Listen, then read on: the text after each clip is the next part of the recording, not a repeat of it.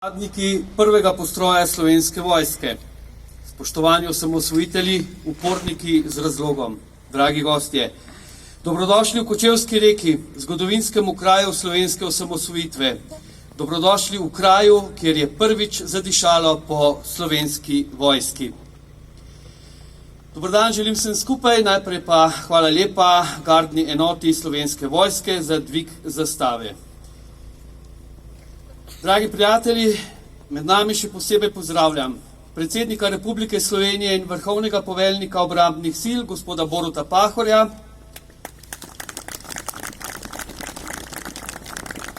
predsednika osamosvojitvene vlade, gospoda Lojzeta Peterleta, ki še prihaja, obrambnega ministra v času osamosvajanja, gospoda Igorja Bavčarja, predsednika Združenja za vrednote slovenske osamosvojitve, gospoda Aleša Hojsa, poslanke in poslance v državnem zboru ter ostale visoke goste.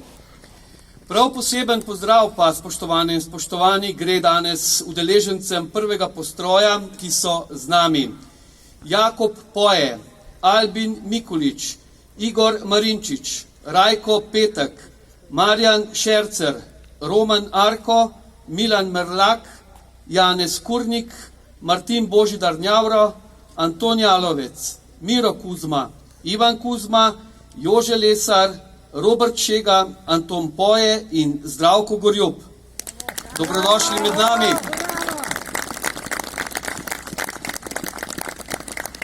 Če sem izpustil še koga iz prvega postroja, pa je danes tukaj, se mu opravičujem, pa ne ostane po prireditvi tukaj, da upravimo vse podatke.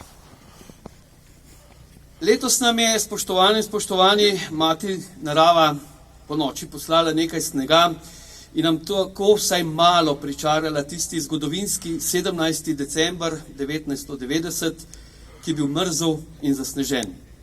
A to takrat ni bila nobena ovira, da se dober mesec dni po odločitvi za plebiscit v Poljčah in teden dni pred samim plebiscitom ne bi postrojila Slovenska vojska kot opozorilo vsem, da imamo realno silo, ki je pripravljena zavarovati slovensko pot v samostojno državnost tudi po vojaški strani.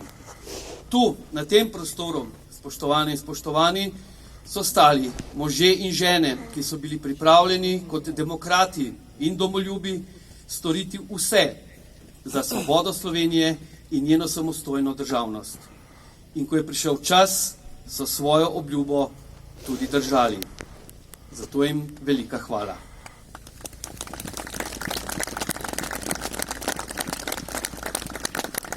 Žal je vojna za samostojno Slovenijo terjala tudi žrtve.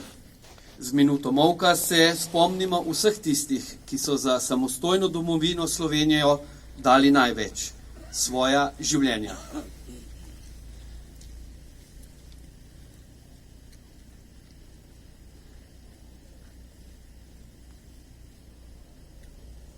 Slava jim.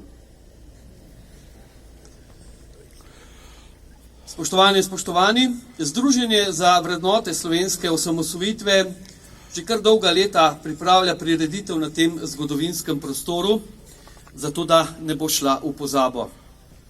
No, zdaj se nam je pa pridružil gospod Peterle, ki sem ga že prej omenil. Dobar dan, dobrodošli.